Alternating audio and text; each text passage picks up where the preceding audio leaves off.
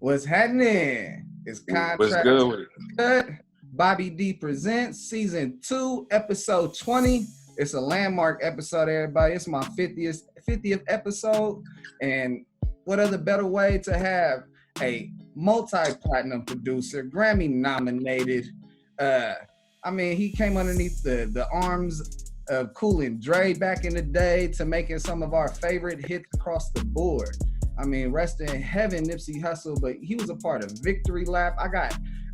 From Celebration, The Game to Mac Miller hits. Like, I feel like a lot more of the songs you made for Mac was like, should have been more on the limelight, but it's all good. That's a chance for all of us to keep on playing and getting that lime out there. To Schoolboy Q, like hippie record. I mean, I can go on and on, but I'd rather just get to the point. I got Sound of a Pioneer, Sap in the building. What's the deal, man? You feeling, man? Appreciate you having me, dog. Bruh, blessings, man. I'm quarantined, virus free, out the way. Honored to be in your presence, man. Man, that's love, bro. That's major love, man. I appreciate you having me on here, man. Help me spread this story, you know what I mean? Real talk.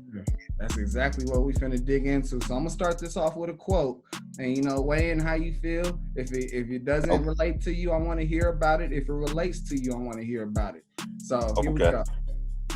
If you're not sincere with it, you shouldn't say anything at all. Dr. Dre. Yeah, that's true. I think you should stay quiet about things if you ain't, like me personally, I'm not big on politics. You know what I mean? I don't really know. So you don't hear me saying shit about Trump really, like, some of the jokes is funny, but I'm not on the hate Trump wave. You know what I mean? I just don't even care, to be honest. I know that sounds crazy, but I'm not a politician. You know what I mean? I feel it. And I think when you get into stuff that you ain't educated on, you get exposed and you just get embarrassed. Just like words of Nip, man, stay in your lane. You know what I'm saying? So yeah, we got old school ways. We expose that. Yeah. Like, Real talk. As we talking about it, I have this segment. I ask every person this, and it's my origin question. Did the game choose you, or did you choose the game? Yeah, I think a little bit of both, to be real, because I feel like, man, I was just naturally drawn to music. Like I had, like when I was younger, like a little kid, you have your uncles or your pops, your people try to push you into maybe doing sports, biddy league, all of that. But I was the kid that I wanted the keyboard for Christmas or the drums, you know what I mean?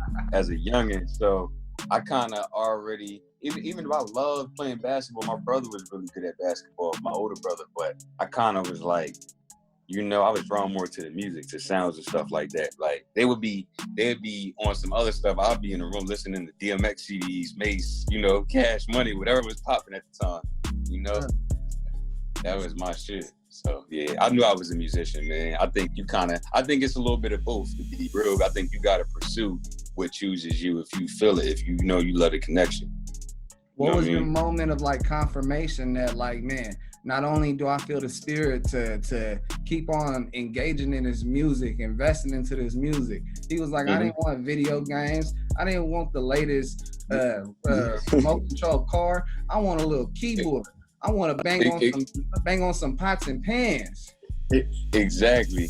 What's so crazy about that is that, like, before, I'm gonna say, like, during the time of like the late 90s, the early 2000s, like it was a place in hip hop where I'm totally different than the characters that I grew up listening to. It was all street guys, stuff like that. And to be honest, for a guy like myself, before like Kanye, it was kind of hard to find your place in this shit. You had Q-Tip, but that was a little bit before my time, So it was like nothing really out there where you was like, you seen, but when Kanye came out and Kanye showed that you could still be you and still work with Beanie Siegel, you know what I mean? Right. And shit like that. That's what I think, I was like, yo, this is for me. This is my lane right here. So, I kind of found my place like that, you know what I mean? Because, growing up in Pennsylvania, what was your first big placement? Like, did you have to leave Pennsylvania to get it, or? I'm from Pennsylvania originally, but I grew up in Delaware. You know what I'm saying? Okay. Yeah, it's right. It's close. It's like literally 20 minutes, 30 minutes. But so I was still connected to that. Like, that's where I worked with a lot of the Philly artists. And the first record I got was in 2008, and that was with Meek. It was called In My Bag, and that shit. I don't know if you're how familiar you are with that area, but it was the record that was so big, man. It was like the first record he did that was on the radio. T.I. flew him out the signing. It was crazy. I was still in high school when this shit happened. It was nuts. It was nuts. Yeah, so, it was crazy. That was like a moment where, to a degree, you guys were partners. Like, that was your artist to a degree, without putting extras on it. Yeah, we was like, it's like I was his producer, he was my art, like we worked, you know, like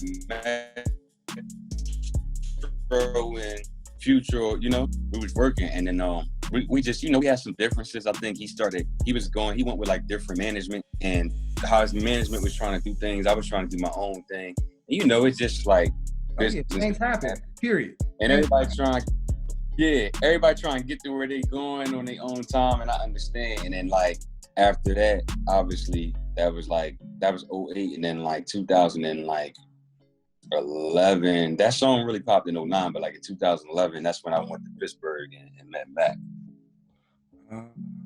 You know what I mean? So when you got that first high with the Meek Mill, you're in high school.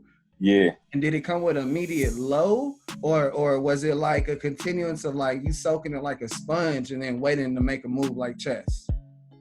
It was, to be honest, just figuring out a lot at the time. Like, I was managed by a big time radio DJ at the time. He was like kind of doing business with me and Meek. He was from Philly, Kaza Kid, but he had gave me my start. Like, even Joey Jihad, I want to mention something too. Joey Jihad, I actually worked with him before Meek, but that Meek record really popped off, and Meek actually did a song with Joey Jihad on my beat, and that's how he got with me. But he reached out to me on MySpace. This is MySpace days, crazy. Man, and that's the days.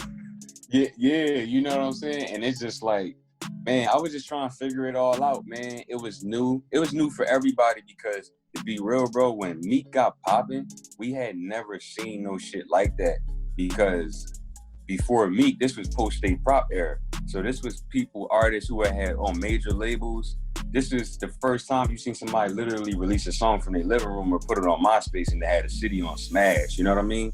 Like, it was crazy. And I think in our area, I don't know about, I know like a lot of Southern and West Coast artists were already major, like E40 people been doing the independent thing, Master P.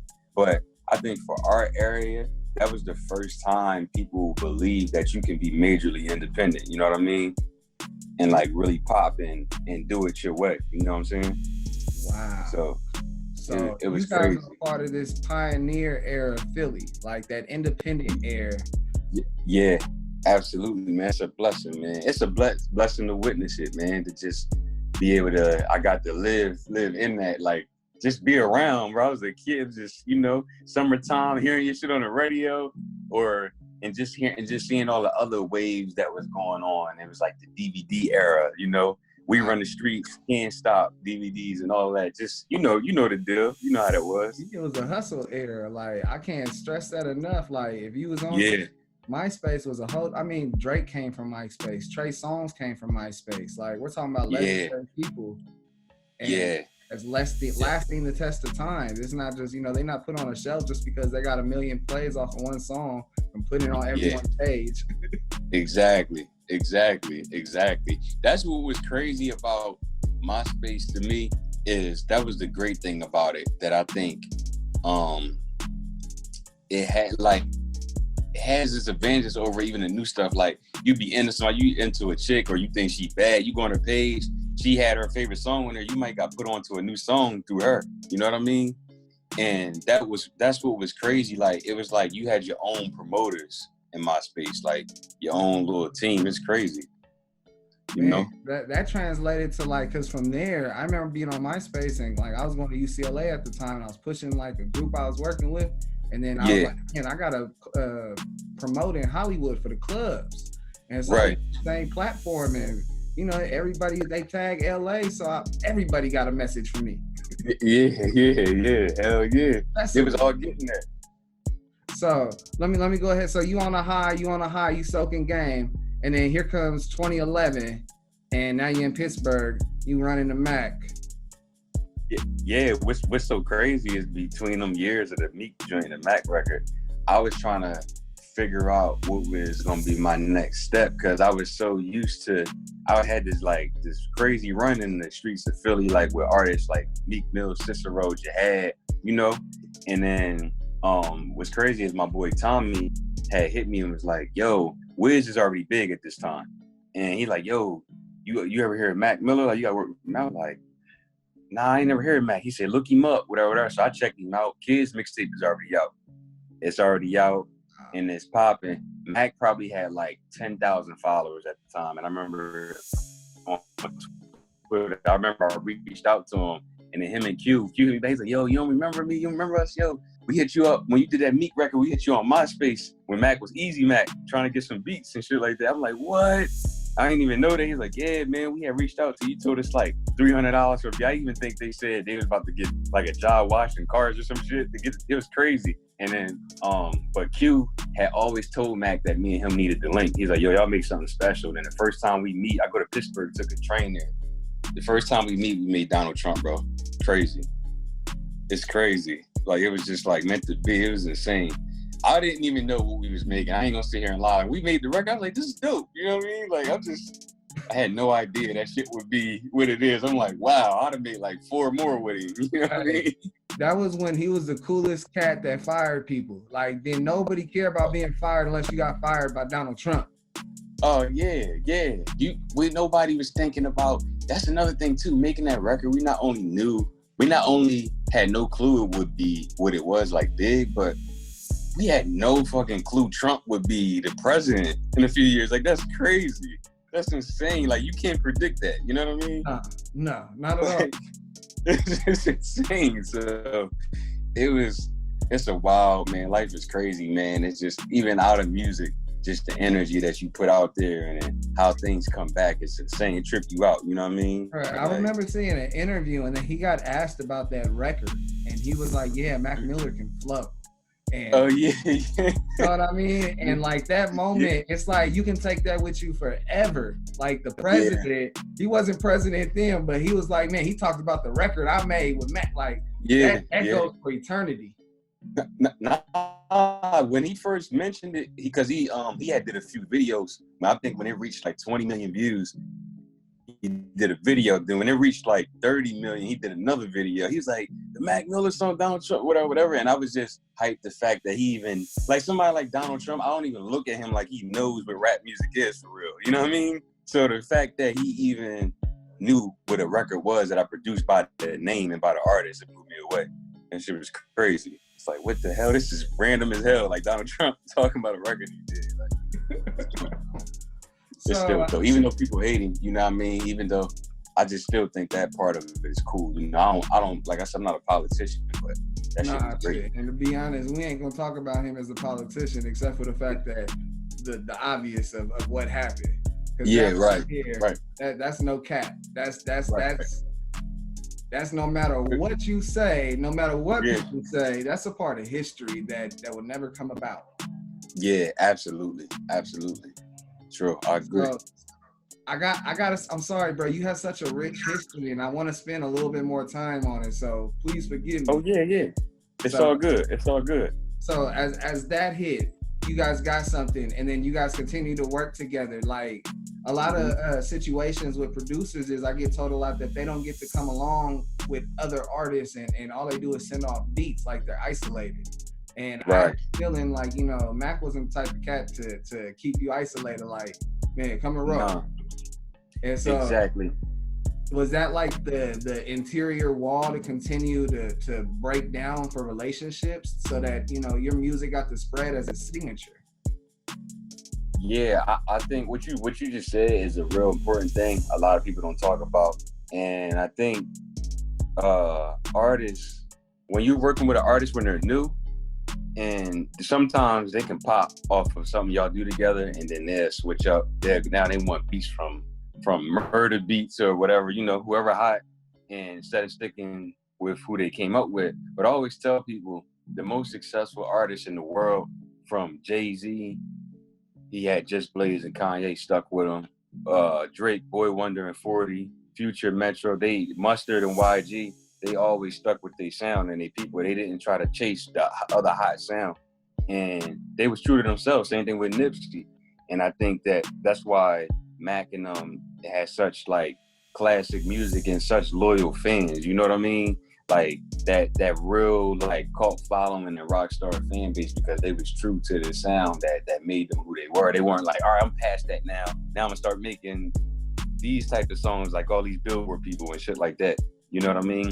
And what you said about isolating, like sometimes artists don't realize it's harder for the producer to understand you when they're not around you. So the sound, it becomes more difficult to work because you're just trying to shoot in the dark now. You sending beats, hoping something stick. But if you right there with them and know what they feel and know what they on, you can kind of like execute way better, you know? And I think that's what made, I say I like to say that's what came out of that with me and Mac and me and Nip, people that I was really around like that a lot, you know? The music came out so good because the energy was right. We was on the same page, you know? We understood each other, and I think that's important. So at what point did you pack it up and move to the West Coast? And it was like, dream. Yeah, I moved here. Honestly, I didn't want to move here at first. Like, I was coming here a lot. The first time I came to LA was in 2012, and I was still signed to Cool Dre as a producer, and they had a label deal with Interscope.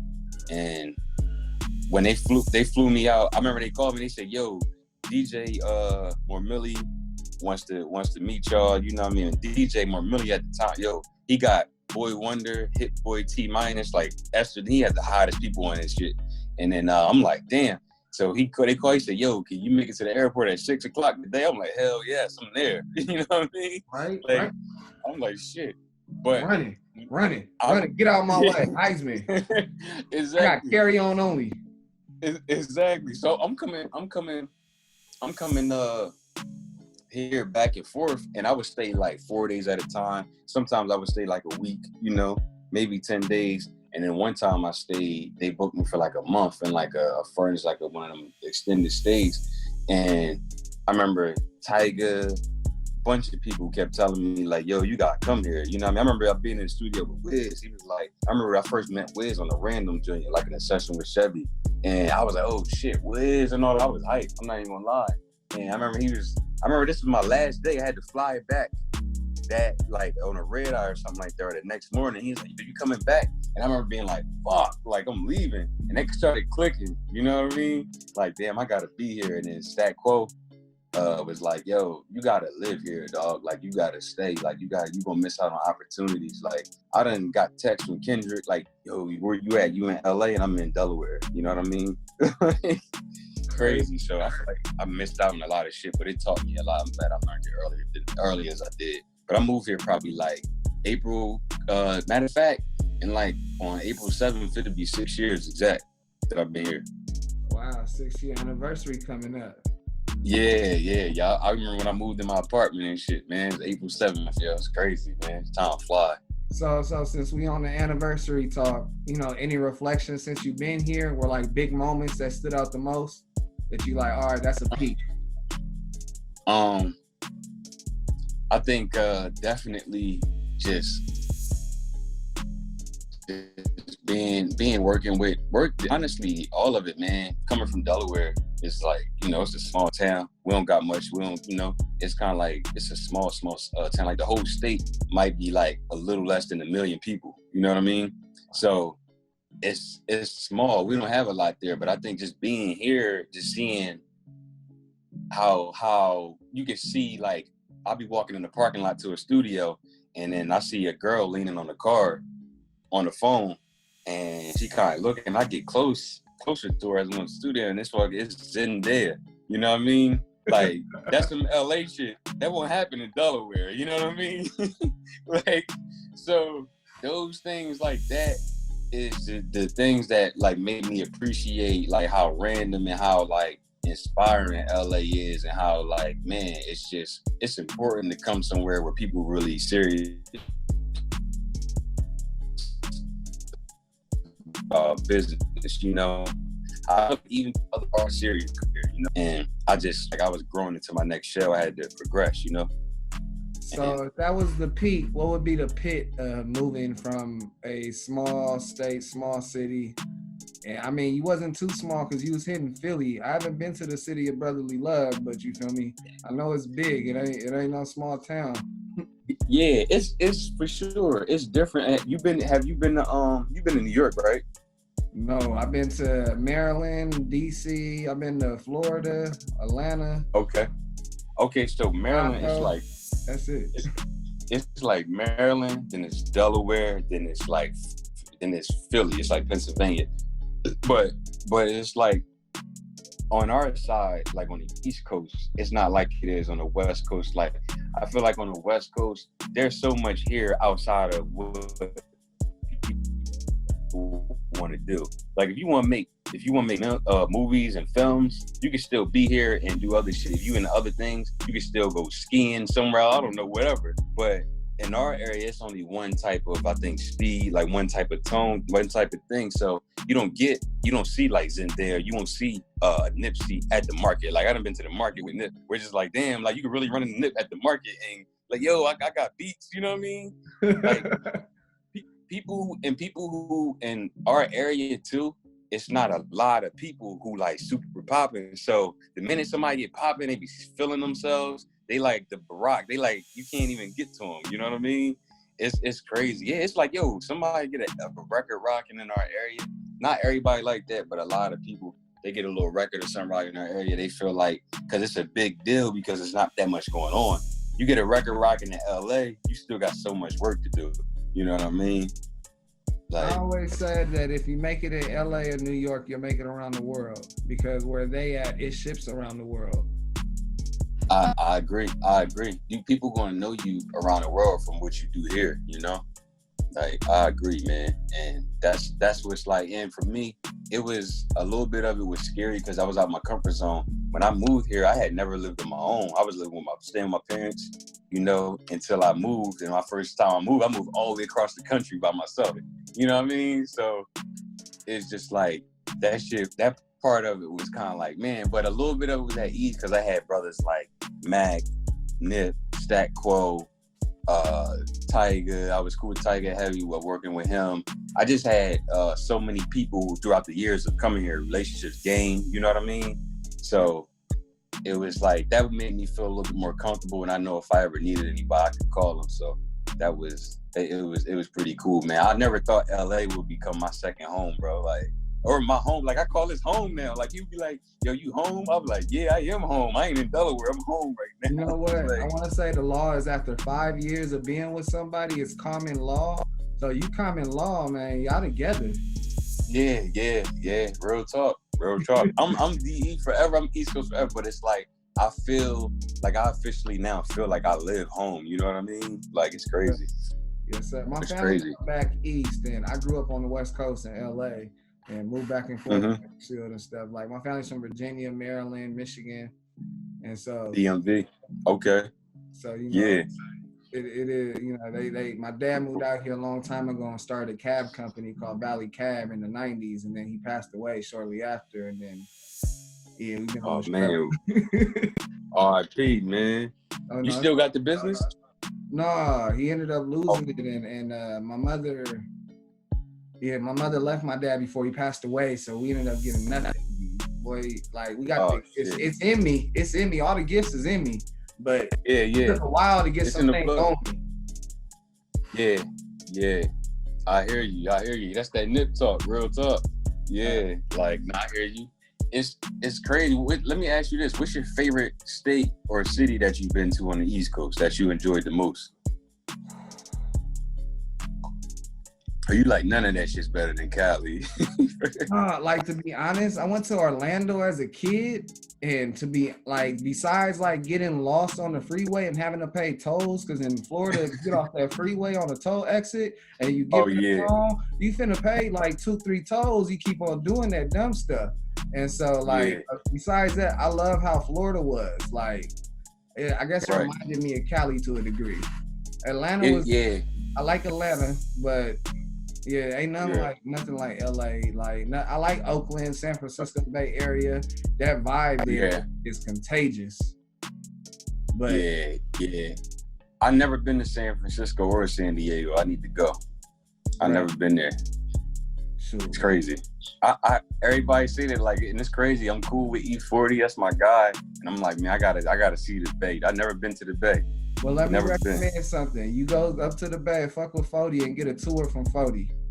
That would be the best way for you to get introduced to the Bay.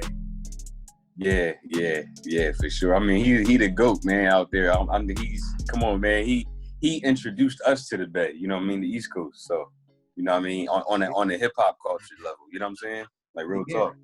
Bruh, I grew up, like, literally the first two people I heard rapping was Snoop Dogg and E40. Like, everything else came into my mind after that. That's when I wanted to see the Fat Boys movie and Crush Groove and, you know, really get into the B-boy history. Yeah. But it was all 40, like, real talk. Yeah. Mr. Flamboyant. Yo, it's so crazy because hearing too, like, I've been knew how important. Well, I knew E40 was. I knew he was very important to the West Coast and to the Bay, especially. But coming here, living here, you get a better understanding for the culture in the region. You know what I mean? And just even like Nip being a big brother of mine, seeing how much he looked up to E40 and how much he got from him, and I'm just like, wow, it started really saying like, damn, E40 really the OG for real. You know what I mean? Like, you really respect it on a different level when you see people that you really fuck with, how without them, it wouldn't be them. You know what I mean? So it's crazy. Them landmarks of history. Like, people got to realize that there's different monuments and moments that happen in your life, and those are landmarks. Right.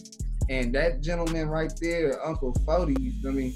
He definitely puts a lot of landmarks in people's lives. Right. No, for sure, man. Countless stories, and you know, but as much as I love 40 Water, and I could talk about the brother non-stop, I gotta keep my focus on you, bruh, because man, you, bruh. I mean, bruh, Celebration was my shit. Like, thank real you, talk. Man. Like, thank you, know, back in the day, I ain't gonna talk too much about it, but back in the day, it used to be hot box in the whip and the song playing non-stop because that was such a vibe, and you embodied it. I appreciate that, man. This is my son. Come here, True. Since you busting in while daddy working again. My son likes busting in on me. He thinks it's like a YouTube channel, and it's not. This is, this is my show. Bobby D presents. Snoop Dogg's agent and manager behind this. Like, I got Sap True. I'm trying to ask you something. Okay, ask me really quickly, okay, son? I gotta get back to work. Hey. These people's time is very important. Come on. Okay, my phone died. Second of all, I need a phone. That's it. Quick. Bro, you are 5. We'll talk about we'll charge your phone a little bit. Not right now. Love you. Bye. I'll give you my phone in a little bit. Go. I apologize, bro. I can't say that enough. No, it's all good, man. I got 3 nieces. I know how it go. Questions all day, bro. They got a whole list for you every day. Man, I just showed him about Call of Duty, like the mobile app game, and he been knocking people down. And like every time he's like first place, he'll come and show me and be like, "Son, I'm working." But now the phone, it's a problem. Yeah, you gotta fix this. Okay, back to what I was talking about. I was talking about Celebration, because boy, that record. Hotbox. Yeah, bro. I used to hotbox for real and play that on repeat, bro. And like, back in the day when that song came out, you didn't really know like auxiliary chord, the damn repeat button. You have to find it on the thing. And once I found it, bro, we was hooked for hours. Me and my Russian partners, and you feel me? We be in the neighborhood. Yo, I'll give you a quick story on that too. It was so wild when Game was working on Jesus Peace album. He Cool and Dre, that's when I was still with Cool and Dre. And Cool and Dre had an artist named Don Tripp from Memphis. And Don Tripp was actually originally supposed to be on the first Game single. It was him, Wayne, and Chris Brown. It's a song called 5 that I produced. And it's out on YouTube somewhere, but they never really used it. So I remember Dre hitting me like, yo, man, they not using that no more or whatever. No, matter of fact, I'm sorry, he called me and was like, yo, this is why I tell you to send a lot of music, because they're not using 5 no more as a single. And then I'm like, I'm like, fuck. And then he's like, they're using this other beat you did, it's called Celebration, and it got Wiz, Chris Brown, Tyga, and Wayne on it. I was like, oh shit. Like, yo, it was crazy. It was just like, he's like, yo, you basically knocked your own record out there, you know what I mean? And I was always a big fan of Bone Thugs and Harmony, so I was like, shit, let me try this. And it so happens that Game was trying to get Dr. Dre to flip that forever, you know what I'm saying? And I didn't even know that, and I ended up sending him that flip, and he loved it. It's crazy. Wow. I had Crazy going on a couple of days ago, and so that's actually still to this day one of their favorite songs to perform. Which one? First of the Month. Oh yeah, that's, man, it's classic, dog. Like, classic. That video too is classic. Fire, man. They how did you feel about them when they came out? Because how old are you, if you don't mind me asking? I'm 32. All right, yeah, so we kind of like around the same. It's crazy because I got an OG that told me, like, when they first came out, like, how we feel about certain artists. We like, oh, they trash, but the kids love them. He's like, yo, so you love Bone Thugs? You came up on them? He said, yo, us old heads, when they first came out, we thought they was trash. I'm like, wow, that's so crazy, yeah. And it makes sense when you think about that, because it wasn't the traditional style. Right, they broke the rules. They broke the rules. And shit. What Crazy Bone, just real quick, Crazy Bone told me that they took over Cleveland, they made enough money regionally with a hit song, and said, fuck, we need to move to LA and find Eazy-E. Yeah. They really flew to LA and found Eazy-E.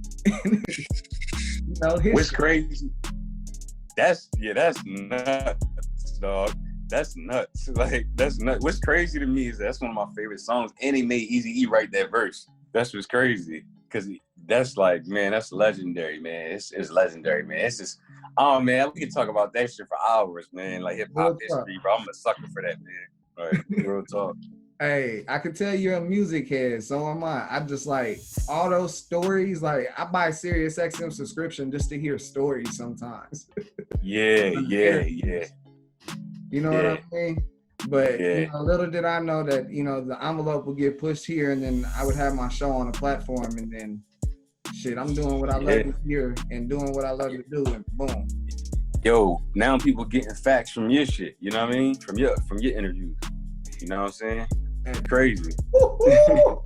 Man, jumping up and down. I'm trying to contain myself while we on here. So, I got to bring this up before we start transitioning to my awareness segment, because I'm going to get into the future. But right now, I got to bring up Victory Lap. You know, that is another timeless record.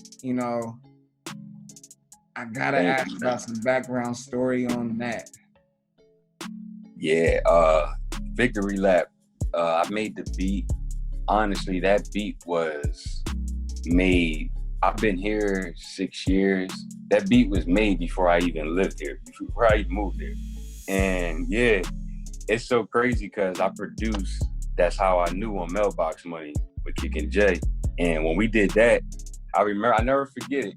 Nip he dropped that on New Year's Eve, I think. And I remember when he called me on New Year, and I'm kind of fed. He called me, he's like, yo, Rodney the files. I was like, all right, let me find whatever. I found them, sent them to him, and then the project come right out. I'm like, wow, like, it was crazy. But I had, along with those beats, I had like Victory Lap in there. And I remember when I came here to start working on the album and stuff like that, he played me the record, and he was like, yo, you mind if we add like little stuff? And I was like, yeah, for sure. And hearing it for the first time, I was like, wow, this shit is special. But hearing how it sounded with the other music he had, I just knew the album was going to be. I remember telling Mike and Keys, and I said, dog, this album will get nominated for a Grammy. You know what I mean? Like, this shit, the way Victory Lap felt, it felt like I was so proud of that record because it felt like music that I love and I grew up on, why I got into music. You know what I mean? Like, it's crazy. But that was like your masterpiece of that you brought with you from Delaware, and then it was able to become the same statue that you thought it would be, this masterpiece. Right. And to see it be embraced, like, you know, in a whole nother region in LA, you know, where it's just kind of like being, you know, that's why I always tell people, man, follow your dreams and just be you and stay true. Like Nip always preached, because, you know, it was a little nervous. I'm like, damn, what if my sound don't fit in out here? You know what I mean? Like, what if people, like, because I know everybody I know West Coast got their own sound, but just me doing me, it just connected. And Nip happened to be somebody that he still was West to the death, but he loved the East Coast bounce, you know what I mean, on certain beats and all of that. With that, he knew how to balance it. Like, he didn't sound like he was from East Coast. He sounded like him, but he knew how to give you different flavors, you know what I mean?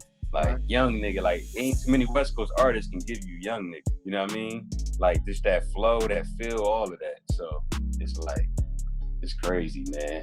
It's crazy. That's a monumental just record, even what it means now, bro. It's just, the video trips me out. Just how it looks is just crazy. How it sounds, it's like, wow, man. It's a joint, man. That's the anthem, you know? Like, I'm proud that I got to do that. At the end of the day, bro, I couldn't be mad. You know what I mean? No, bro. That's definitely something that will be played for the next 500 years type thing. I appreciate that, man. That's love. Yeah, that's love. So that's crazy. I'm not going to keep on digging in because, man, I feel like we should transition out. So I got my awareness segment, right? Yeah. And the whole idea of this awareness segment is that I got youngsters that listen to the show and they don't know what to do in the situation when they get pulled over.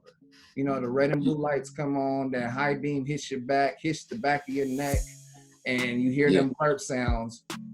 We've been blessed if we have been pulled over, that we've gotten out the situation. If we had to sit down, we sat down, we got up, we kept it moving, and we're not 6 feet under. Right. And if you haven't been pulled over, let me know what you're doing right. Because I keep the Uber sticker in the window, even though I don't drive Uber. You know what I'm saying? Yeah. That's smart, actually. That's smart. That's definitely a thing, especially, you know, people of color, you know what I'm saying? If you, it's a scary feeling, even if you're doing everything right, you know, especially the things you see, especially now, you see things happen to people that look just like you all over the internet for no reason at all. And I've been pulled over multiple times, especially I was a kid. I was like 22, 23 years old in Delaware driving a $70,000 car, you know, and that's not a normal thing in that area. And I used to get pulled over all the time. I remember one time a cop pulled up on me and my friend. We were sitting out front of his house where he lives at.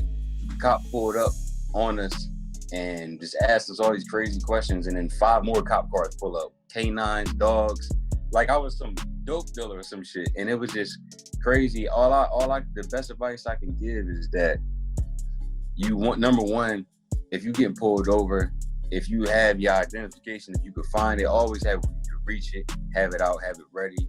And always, even if the cop being a dickhead, you know, like being kind of like an asshole, always show them respect. I think respect them, because a lot of police officers who are dickheads and who are bad cops, the main thing they trip off is the power. And the minute they feel like you're taking that away from them, that's all they got. They going, you know, and you don't never want to trade they pride for your life. You know what I mean? So never.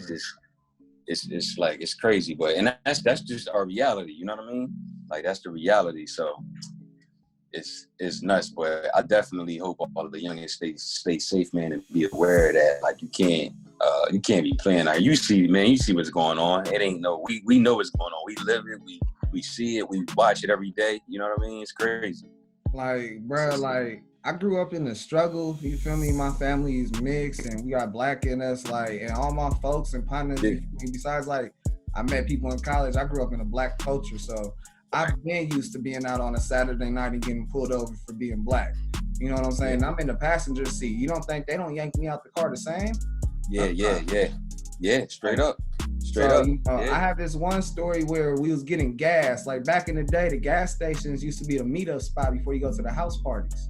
And so everybody would come to the gas station and we all start going crazy at the gas station, like, you know, dancing on the cars, going crazy, finding where the party at. I go inside to pay for the gas. Come back outside, every car gone is nothing but police cars, and they circling my brother's car.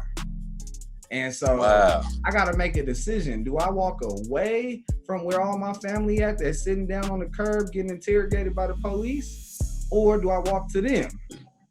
Right. You know, being the real person I am, if we all gonna go down, we gonna all go down together. So I went over there and said, what's the situation? You know, do you a part of them? Yes, sir. This is my family. Boom, to the ground.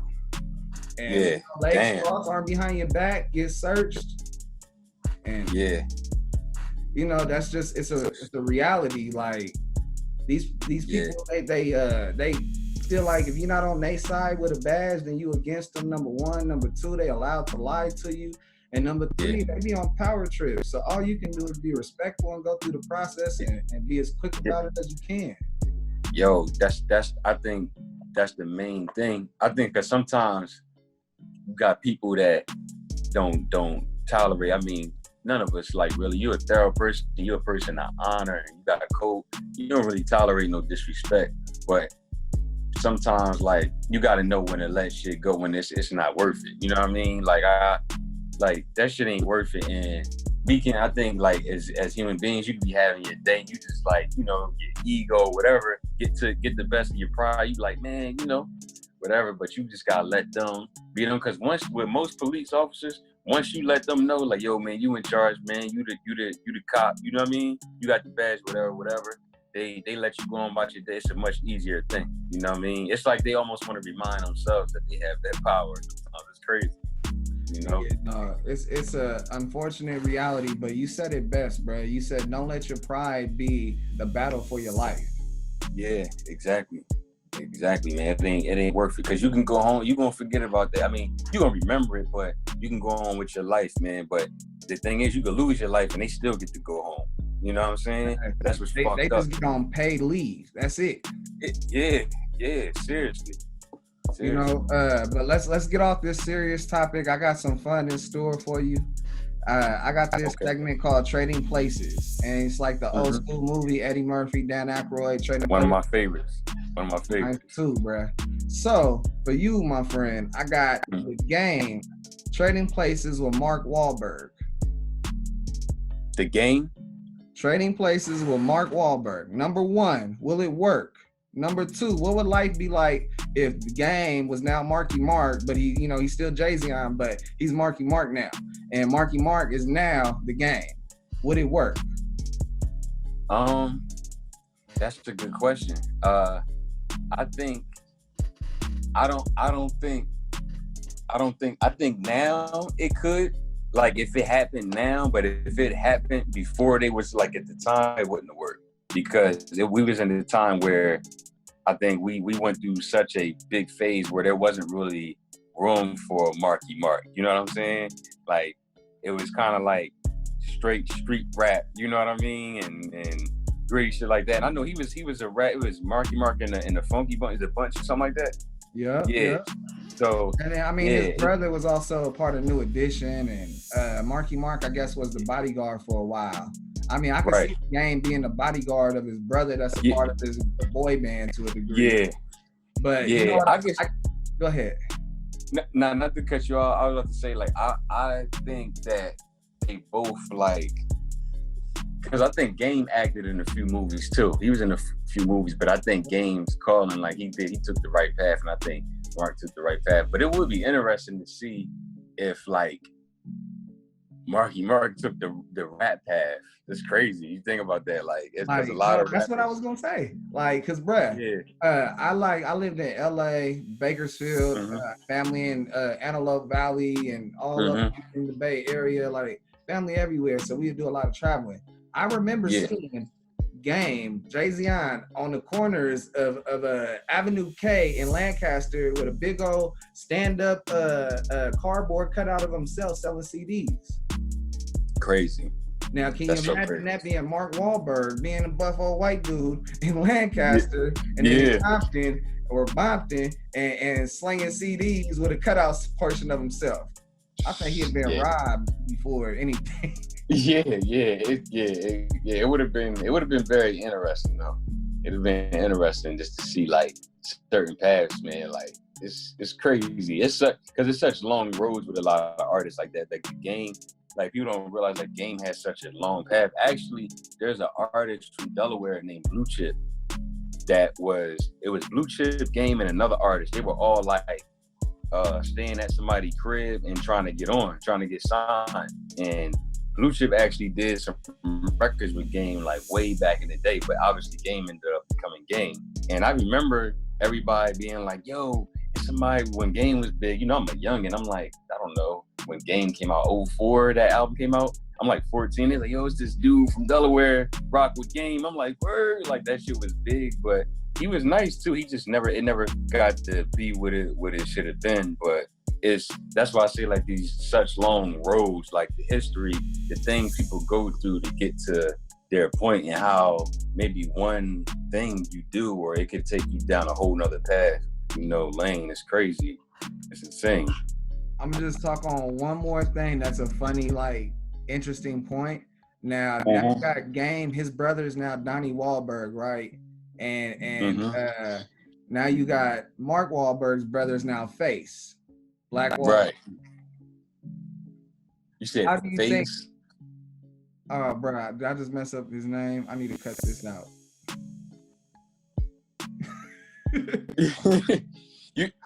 You said so Game's brother that ran Black Wall Street. Okay, all right. Now you got he's now Mark's brother. Now he's Mark's big brother. Right. Well, that can I'm not too familiar with how much business impact he had on Black Wall Street specifically. But if he had a big part in the business like that might have changed things a lot, because having that, we know like Black Sam with Nip, having that business partner, that business mind changes everything. That changes a lot. So who knows, man? Who knows? Like, that's a different thing. And with Game, I don't know, like, I know Game is like somebody that had like Stat Quo as well though too. You know what I'm saying? He had like certain people. So it's crazy, man. It's a good question. Like, you never know. It's no right answer to that question. I think I just like to have fun with the hypothetical. You know what I mean? That's all. Yeah. Because I be feeling like Freaky Friday and Trading Places, those movies were so classical, but the reality is you could change your life if you really manifest with prayer and hard work and put some hours into your life and what you really want to do for your calling. Right. And what you said, like bringing up Game brother, it makes sense too, like having both of the Dukes around Eddie Murphy, how he was mentored by them, and how he became more business savvy. He wasn't even a business savvy dude, you know what I mean? But at the same time, what he did bring to that business savvy, what they didn't have, was that street smarts. He was homeless, he learned how to survive. He had different qualities about him that they didn't know nothing about. So that's what made him a different beast. You know what I mean? Right. Like, word, like that's crazy though. That's crazy, that's real. All right, so my next segment is called Impulse Q&A. And pretty much I get like a deck of cards and they all have questions on them, and I pull them by random. They don't pay me, so I don't say the name of the company, but they really do have good questions that are random. So I'm gonna go ahead and get 3 random cards, like we on the street corner. I'm trying to get you to follow the coin. Yeah. And then we're gonna go. You ready? Question number 1. Oh, you got the option to pass too. So just let you know. Question number 1. If you had a personal mascot, what would it be? Personal mascot. What would it be? Yeah. Man, I don't even think I would, if anything, I can't even tell you that, because I think what I stand for, my brand, is more about like, it's not really a thing. You know how like they had the college dropout with the bear? Right. Like, yeah, I think my what I stand for though is different than like just a mass. That's more like a crew, like the pioneer crew, like a team. You know what I'm saying? Just like move out of unit. I don't really have it's like. Would like your my own mascot be like a rack or an MPC or like a special keyboard? I mean, it could be a mix between, because like as much as I love music, a lot of people don't know I love film too. You know what I'm saying? So it's like I'm like big on like film and all that. That's why to be honest, a lot of my music sounds like dramatic, like a film. You know, cinematic. Exactly. I would say that probably like maybe a keyboard. It goes hand in hand. Music and movies, you know what I mean? Go hand in hand. I can say that. I can see that. Yeah. Okay.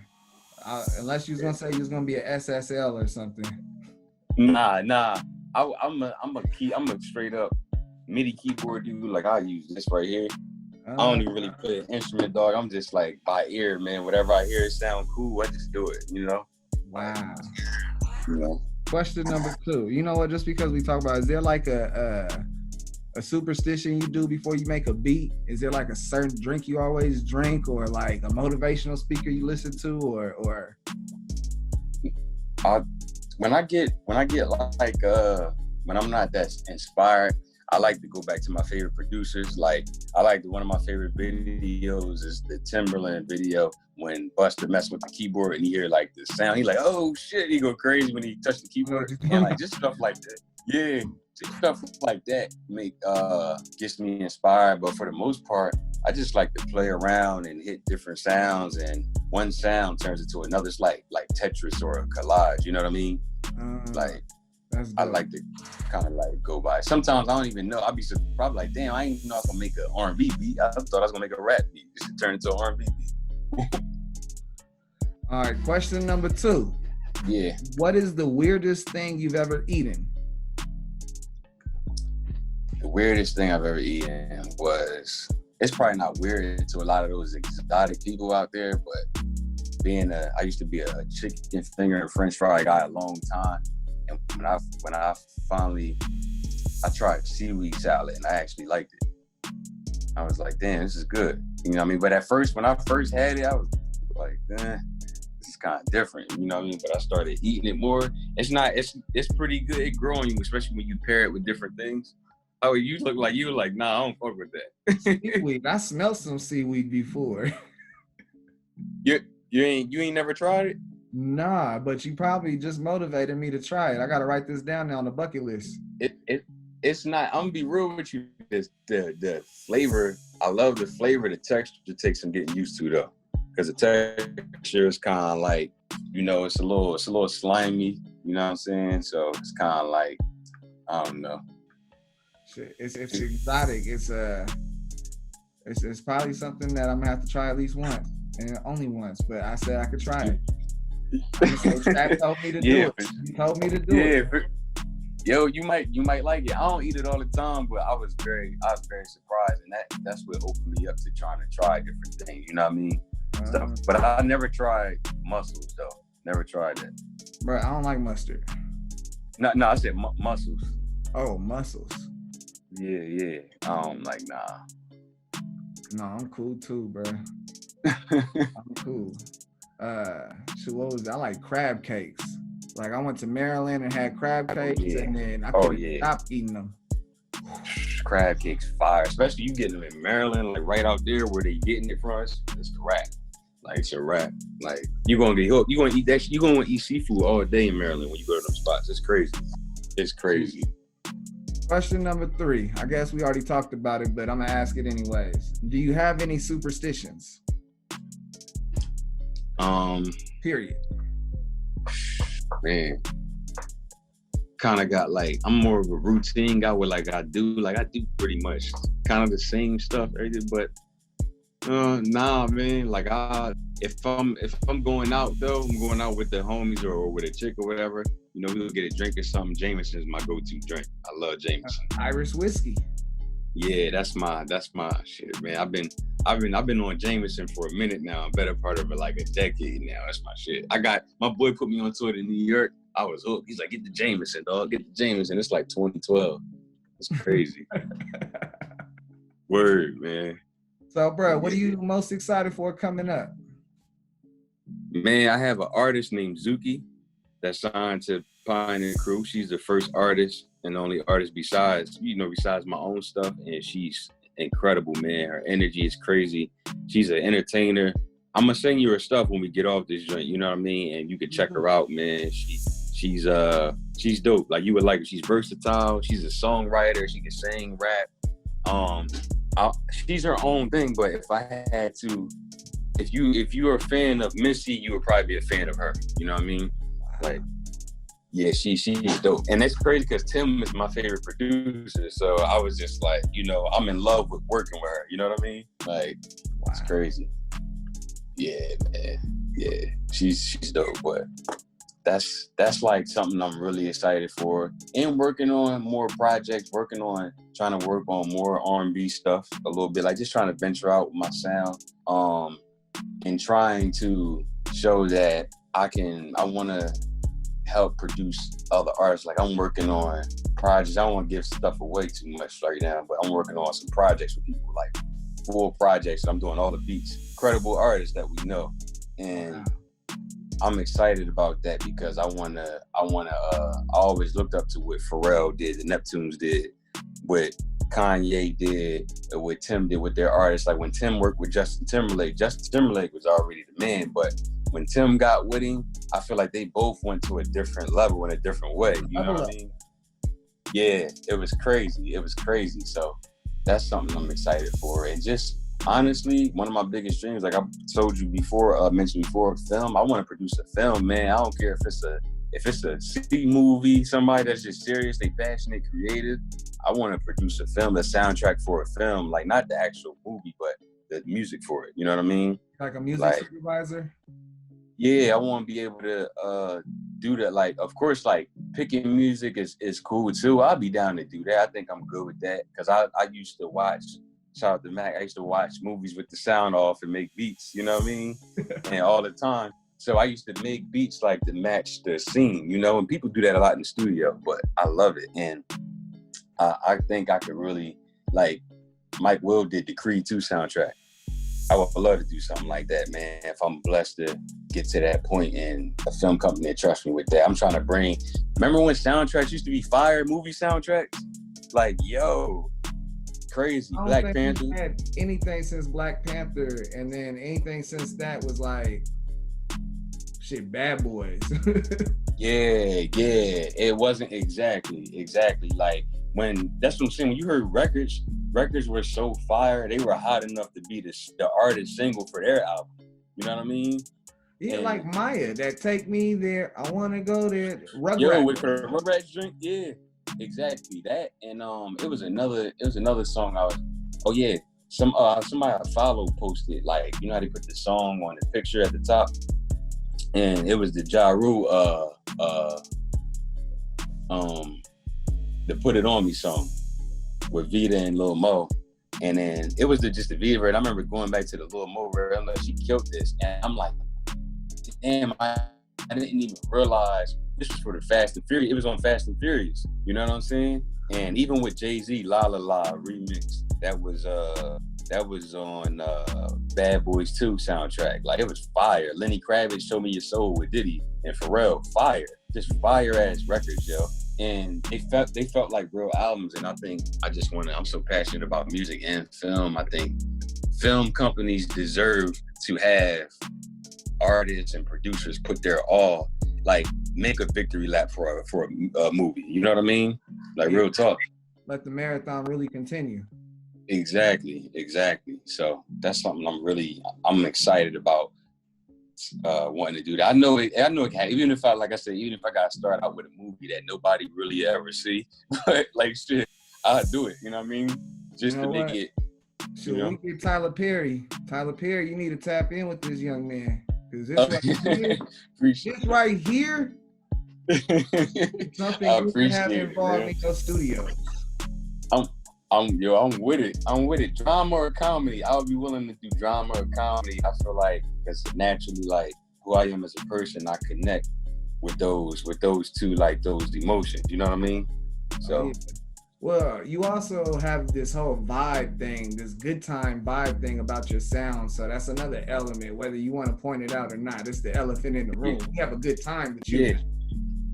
Yeah. Thank you, man. Like I love to feel good. So I'm a big fan of the voices. You know what I'm saying? Like I'm a big fan of the voices and the beats, and I just like stuff to sound like to take you somewhere. You know, like I love music that take you somewhere. No, I love like Frankie Beverly and the Maze and like M2B. Like I love Zap and Rogers. Like, you know, I love that air because it definitely translates to the 99% of music being remade today. Absolutely, that's true. Damn, yeah. A lot of that stuff is those tempos and everything. The sounds and everything is like you hear people they infusing that in like the new beats, even the trap beats. You hear a lot of the 80s influence, late 70s, all of that. It's crazy. Absolutely. So before I get up out of here, I do this thing where I flip this on my guests. You know, if you notice, this whole show is unique, it's different, it's something of the same, but it's not carried the same way like everybody else.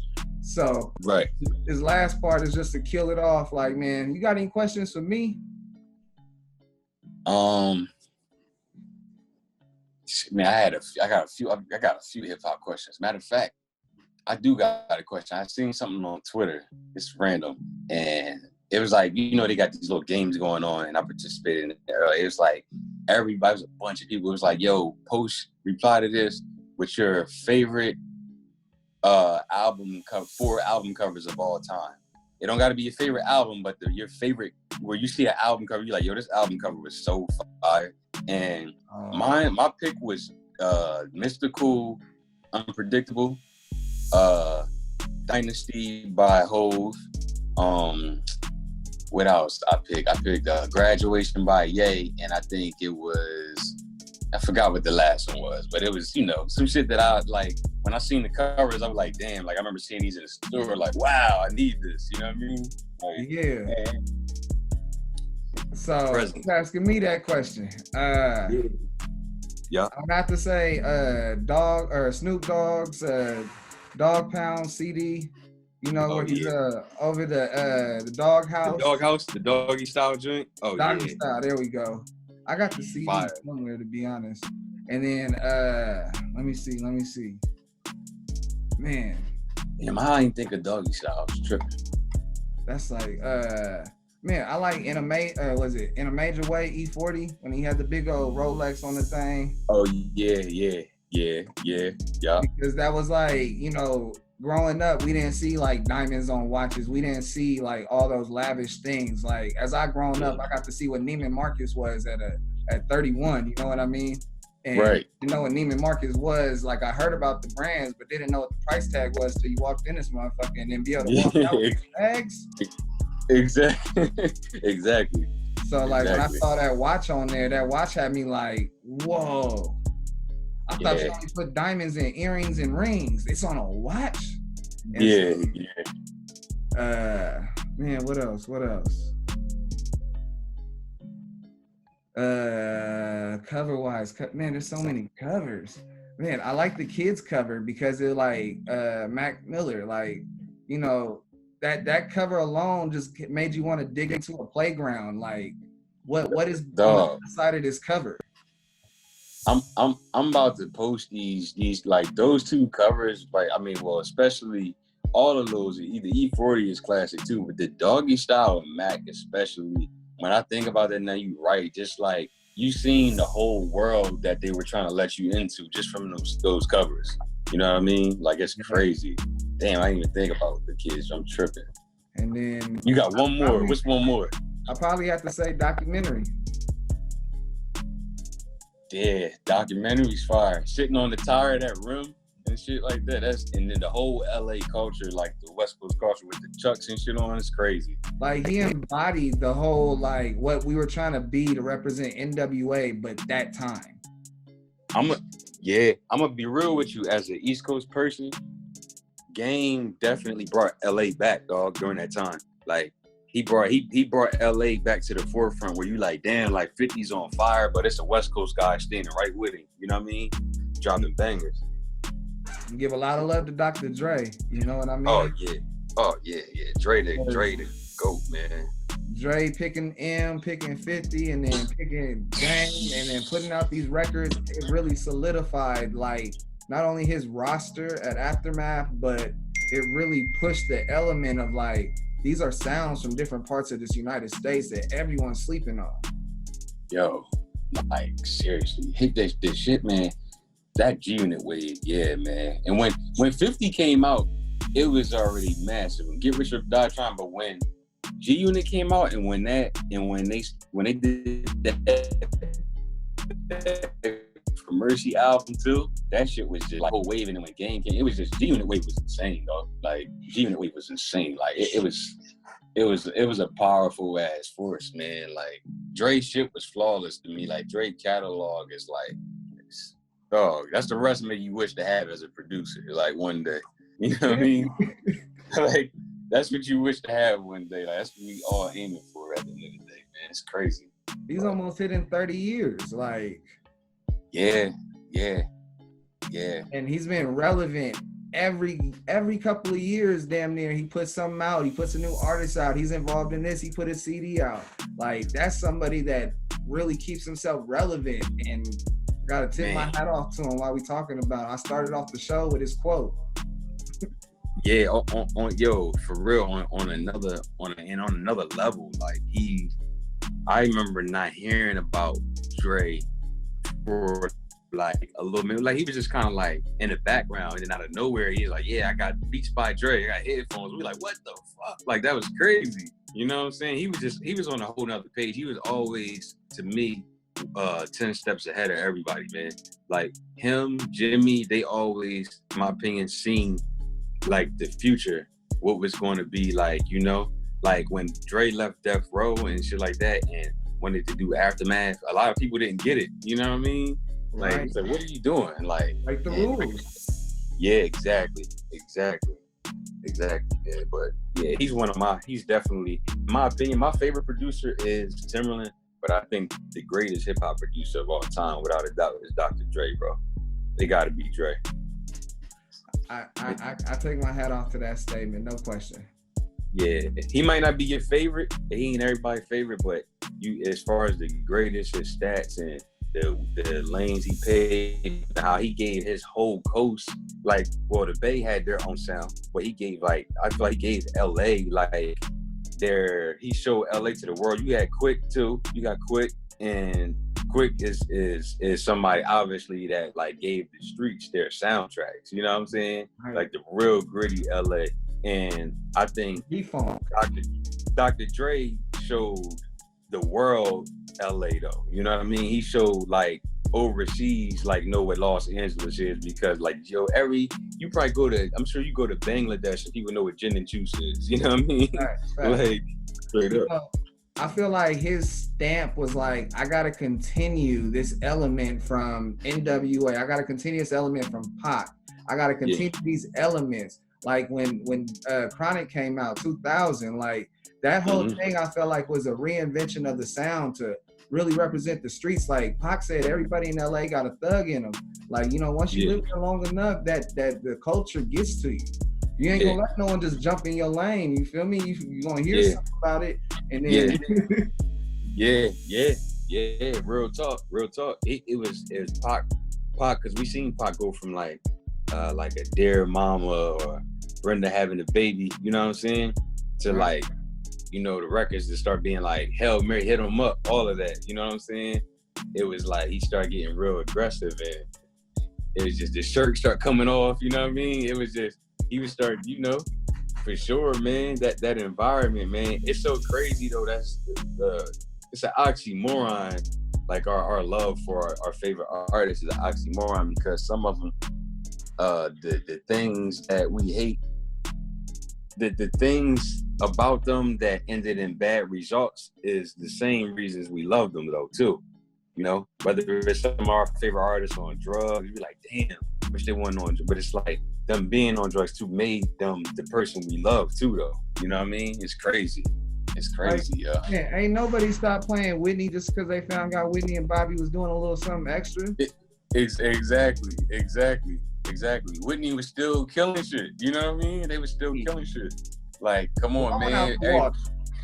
Yo, it's crazy, and it's like we it's just, man. It's we human, dog. We connect with things, dog. Like, that's all it is. I think that's all it is. It's just like we human beings, man. We eat shit that we know is bad for us because it tastes good, it feels good. You know what I mean? No, I'm gonna give you a funny story or a funny fact. The fact is that 80% of Americans that live paycheck to paycheck would rather spend their money out on food than pay their bills first. Yeah, damn. I believe it. I can believe it, yo. It's crazy because it's like your bill's way more important. You know what I mean? You could potentially get put out. People would rather have that's feeling is real. People would rather feel good than be good, dog. It's crazy. Some people would rather have people feel sorry for them because they felt good for that moment and they want that attention again. Oh, yeah, definitely. And the desire to be disciplined. You know what I mean? That's where discipline come in, where you kind of gotta like, damn, I want to do this, whatever, but I know this is more important. I need to get this straight, or this gonna be bad. I'm gonna be put out, or something like that. And some people rather put themselves in a position where they like, man, I'm putting the fun over handling my business. You know what I mean? And discipline determines daily progress and greatness. Like, yeah. You gotta repeat it daily. Like, you can't just say, hey, I'm gonna turn this light switch on of being humble and respecting people, and then the next day you didn't get a response back, and you over here at the side of their head like they not busy. Yeah, exactly. Now you gotta when you wanna improve and grow, I think you have to be disciplined and wanna really do it. You gotta be dedicated to it. It's for anything you want to do. Being a better person, being better at your craft, being better at anything, being a better son. You know what I mean? Parent, whatever, cousin, brother, sister. I think it's like it's a duty. Whatever relationship you have. Whatever it is, exactly. Like, you just gotta put that effort in, because we all gonna make mistakes. We all human. Like, we gonna make mistakes and shit, do things. But I think like it's just you gotta learn from it, man. You gotta you gotta try your best every day, man. Like, people will look at certain folks with hundreds of millions of dollars, but it's still shit they deal with. It's still things they trying to figure out. You know what I mean? It's somebody with 100 million trying to figure out how to be a good parent. You know what I'm saying? Like, it's crazy. As crazy as that sounds, some people be like, oh, I would be an awesome parent if I had 100 million, but it ain't that simple. You know what I mean? Bro, like, I'll never forget the day I saw this guy driving down Mulholland Drive. He was driving a Bentley. And he was young, wild. We rolled down our window and asked the guy, hey, roll down your window. They'll roll it down. And be like, hey, what do you do for a living? How do you got this car? And then his answer to us, and it stayed with me to this day, it sticks. Just like good music, it sticks. He said, you guys have a better life than me. Bro, we in a bucket. We like in a 1992 Oldsmobile bucket. Like, you feel me? We just out there sightseeing. I got my people from Oakland with me, and we seeing everything. And I asked him, and he said, y'all lives are better than mine. And it was just like, wow. You got a Bentley, you got it all. What do you see on us? Why, like, we're struggling. We ain't ate in 2 days. We here on the joy. It's so crazy, man. The cycle, that's it.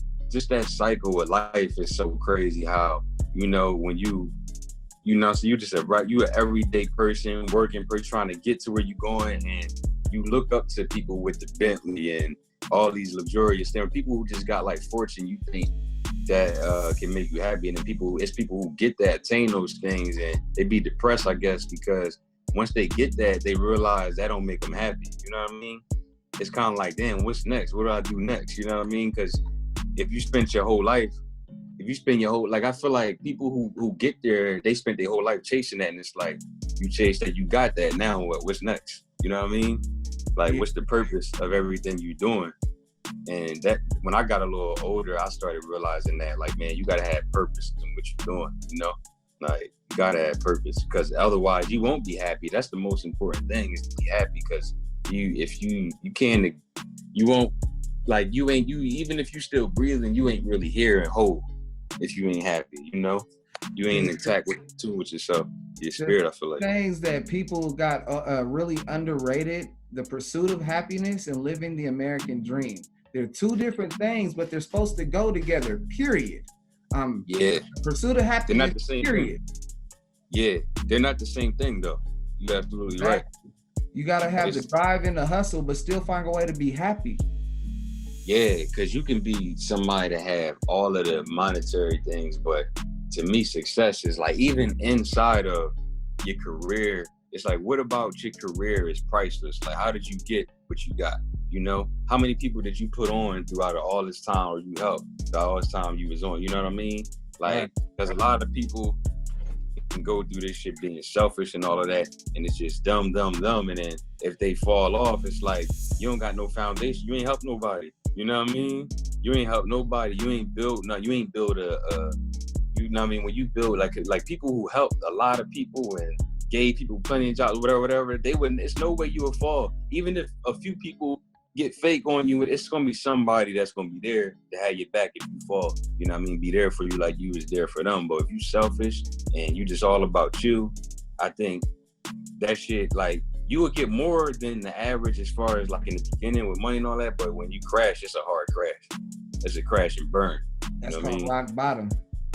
Yeah, real talk. And people remember you showed your hand already. You show how you are when you get up. You know what I mean? So you can't go back crying wolf. Nope, you lose people trust, and then it's even harder for you the next time. You know, it's crazy. It's crazy, man. It's an unwritten rule of law, like how life goes. Like, say as you do, do as you say. Yeah, man, to be a man of your word, man. Like, I think that's the most important thing as a human being, period, man or woman. But I think especially a man, like, be a man of your word, yo. Like, man of your word is an important thing, and being honest and try to be as thorough as possible with people. You know, you can't please everybody too. That's another thing. I think sometimes people think being real is pleasing everybody. Can't do that. It's impossible. We only one person. But like, doing your best, giving effort, and like you said, time. I seen something Nipsey said yesterday. He was just like, kids spell love with T-I and me. You know what I mean? Fact. Yeah. And that shit stuck with me. I was like, damn, yo, like, that's crazy, dog. Like, it's real. And that's what he was saying with anybody, like, time is, you know, is the most valuable. You can't get it back.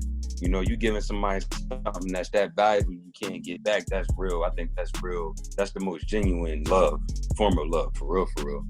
You know what I mean? Money, you can get that shit back. You get somebody $100, you can make $100 back. Like, now, I used to say this back in the day, like, especially when I really didn't have much, you could really see what a friend's value is. You let them borrow $5. Yeah. If they don't pay you that $5 and they duck and dodge you, how is they really gonna break bread with you on something that's $100? Exactly. Yo, it's crazy you say that. I got a quick story right quick before we get off. I remember being around me and my boys used to be in my homie basement. We'd be making music, working on stuff, and there was a store right up the street, you know, we would walk to in the neighborhood, and they, you know, a little corner joint, like, type of drink, and I would have like $5. You know, nobody else had nothing. You know, I'm the type, I would go back and get snacks, bust that down between all three of us. Yeah. You know what I mean? Grandma cookies, Arizona's, chips and shit. You know what I mean? Make it work. Yeah.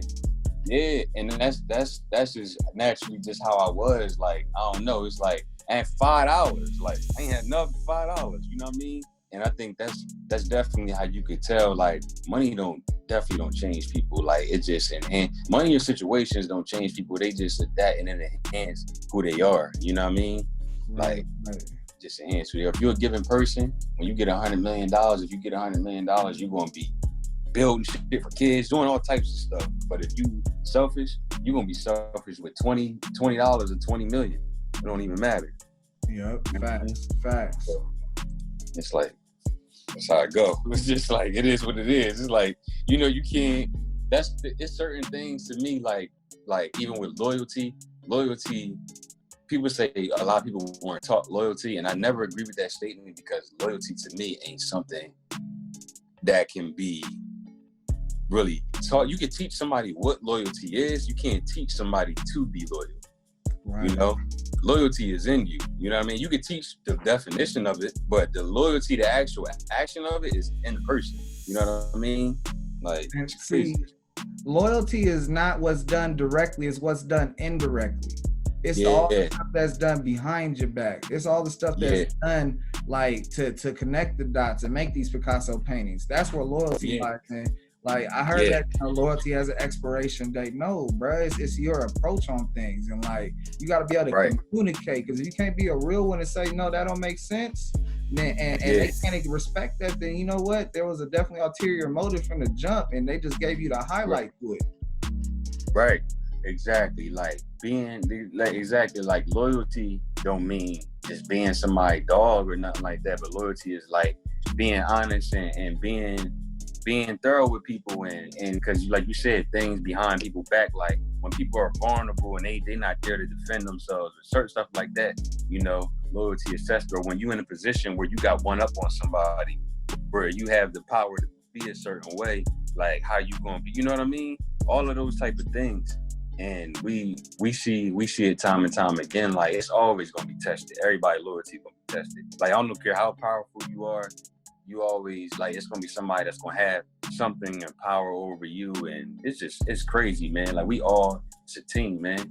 I learned the importance of teamwork too, coming out here, being by myself, working with different people, working with Mike and Keys, All Money In, and just seeing the things, the great things we were able to do by ourselves, but the phenomenal things we were able to do with each other. You know what I mean? Like, you know, Grammy nominated and shit like that took a team, you know, to get like that, you know, debut album, stuff like that. That took a collective of people, you know what I mean? The Victory Lap song, that took like me making the beat, Nip rapping on it, Arctic Monkeys clearing the sample, Amir Johnson adding additional production, Stacey Barth singing on it. That's what made that record special, you know what I mean? See, it's like, you know that old school saying that it takes a village to raise a kid? Yeah. It definitely takes a village to make certain things really happen. Like that, as you just broke it down to me, it really made me realize that it's always a whole plethora of people of great things happening for this stuff to happen.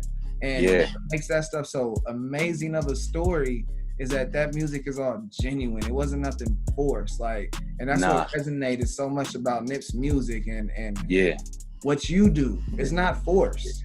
Yeah. Thank you, man. Thank you. That's how I try to move, man. Just try to, you know, connect with people that I just, you know, they feel what I'm on, and I just, you know, they recognize what it's easier that way too. People who recognize what y'all on the same page, it's so much easier to work with people like that, because you don't gotta try. Like, you just being you do you, they doing them, and it works, you know.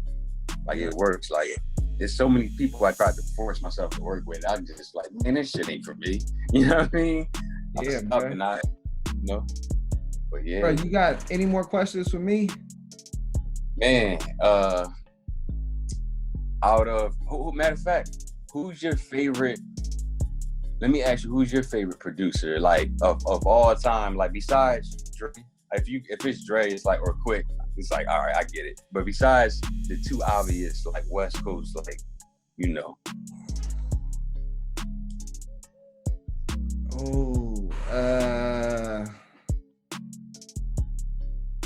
Shit. You caught me with this one, because I love producers. I always like to say that producers are the first one to take a canvas and then paint, and y'all start painting it, all these different sounds, and then you guys leave just enough room for someone else to come on there and put some more paint on there, and then you step back, put a signature on there, and it's a masterpiece. Absolutely. That's exactly what it is. That's exactly what producing is, for sure. And you just asked me to talk about all these great producers that made such amazing paintings, including yourself. Like, you on my list. Oh, thank you, man. Like, you know what? I'm gonna have to give it to Rick Rock. Yeah. Rick Rock is he West Coast too, right? West Coast? But you know what? You know his story. He did shit for Hove and shit too, though, heavy and Fabulous. And man, he did a Hove record that was West Coast, like. To change the game. I think he did change the game. Like, He fired. Yeah, see, I know the shit. I already know. Like, yeah. Like, no, he made me really think about. But his story is what really sticks out to me in his music. Like, he broke the rules of what he was doing. Like, you know, the story behind him is that Mike Mosley invited him to the studio with 40 and Pac, and so Mike Mosley was running late. And so Rick Rock was like, man, since I'm here early, y'all want to hear what I got? And, you know, history was made after that. He's played a couple of beats, and then 40 took some, Pac took some, and Mike Mosley, you know, showed up a day late, $1 show. I mean, he's still part of it, but he got his moment out of that. Right. And I mean, that's legendary, dog. Like, damn. It's crazy. You talk about seizing the moment, you know what I mean? Like making sure being prepared for opportunity, yo. Like, opportunity ain't nothing to be prepared for. That's real. Like, he was on deck though. He was ready. That's how it gotta be. Yo, when I first started, when I was like 19, I used to remember the flash drives, the little joints used to hang around your neck. I used to had that shit around my neck everywhere I went with beats on it. He everywhere. Said, this is my diamond chain. This is you my medallions. Yo, exactly. Everywhere I was going, I had that just because I'm like, you never know. Like, I was going to Philly a lot. We might end up at a studio. You know what I mean? You can't say you're a producer. You don't got no beats. You know what I mean? Like, it's just, you know, it's real, man. It's real. But yeah, Rick Rock, he a GOAT for sure. Like, he did some classic, timeless shit. He even did timeless shit for like the East Coast. You know what I mean? Like, crazy. That E40 and Fabulous, that cracked the wall for him to go from the Bay Area and LA to the East Coast. And then that you know, history. Yeah, for sure. When that Dynasty album came out, and I remember when Change the Game was on there, like, and that's what we draw to it a lot, because we were so used to like this a certain sound, like a Just Blaze sound, or Premier or Bink. Like, Bink was on Dynasty. I think Bink did 100 Hustler, and that was a crazy record. But hearing that that shit, and just hearing like Philly artists, like Siegel was on that. To hear a Philly artist on like a super West beat with that bounce, it was just so different. You know what I mean? That shit was hard. Though. Yeah. He a GOAT for sure. That's a good one though. Rick Rock this shit.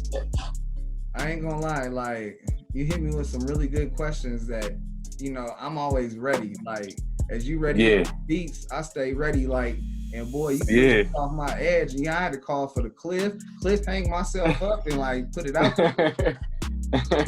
Nah, man, I like to get people perspective on what they like, and it's so crazy. Sometimes people bring up stuff that you kind of like, you remember it, but you be like, damn, that was the shit, or they was the shit. Damn, I'm tripping, I'm sleeping. Like, yeah, man, Rick Rock was like, I'm actually, when we get off this joint, I'm gonna go listen to all his shit that he did just to hear it, just to get inspired. You know what I mean? Like, real talk. Classic. Manny Fresh, another unsung hero, dog. Manny Fresh. Like, I love Manny Fresh. I'm happy you brought his name up.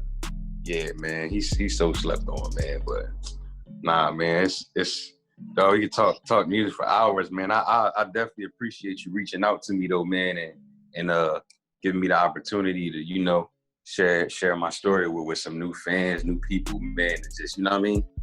It's love, though. I appreciate you even tuning in and like just being a fan of the work and you know what I mean? All of that shit, man. Real talk. Oh yeah, absolutely. I'm blessed, bro, to be a part of this right now. Like, you get what I'm saying? That's really bottom line. Like, I'm real blessed to be a part of all of this. Like, I don't take none of this shit for granted. I really just humble myself to appreciate it and be genuine, because I genuinely appreciate everybody's story, like, across the board. Yeah. Likewise, man. I appreciate the other questions too, man. Like the shit you cared about outside of just the music. You know what I mean? Oh yeah, it's like, a platform. You gotta use it. Yeah. And these are the things that makes the people who interested in these artists or producers or whatever. It's like, these are the things, that's their real life. And these are the things they go through that makes them who they are, that made you the music that you like. You know what I mean? All of that, everything you go through go in your music. So that's just important. You know what I mean? It's not just like, yo, how is this beat? Because a lot of people just ask about that. Like, how does it work with this person? They don't ever ask, like, yo, you went through this? How was, you know? I appreciate that shit. Real talk. Like, real talk. Man, it's Contrast to Cut, Season 2, Episode 20. I've had an incredible journey of a conversation and just mind-blowing of subjects and subject matter across the board with super producer. I don't even feel like calling you super producer. You make a musician, man. Appreciate you, man. Sap, man. Sound of a pioneer, bro. I appreciate, man. What an incredible journey of this show, bro. Appreciate you, dog. Appreciate you. Like I told you before, man. Like, thank you for having me, man, and letting me share my story, man. Thank you for, you know, giving me knowledge, you know, that West Coast game, the history, all of that, man. Like, I appreciate it, man. We hopefully in the next few years, or not even in the next few years, hopefully in the next, within this year, it's a lot more popping, and we can do another joint. You know what I mean? Yo, what up, y'all? This is Sap. Right now, you listening to Contrast Uncut. You know what I'm saying? Pioneer crew. Let's get it. Hey. Mom playing tricks on me, ghetto boys better days. Jump around, house of pain. Mama said knock you out. Double L, Cool J. Time still ticking though. Big clock, Flavor Flav. That's a public enemy. They see me coming up. I be verse, I'm going flip mode squad, bust a bus.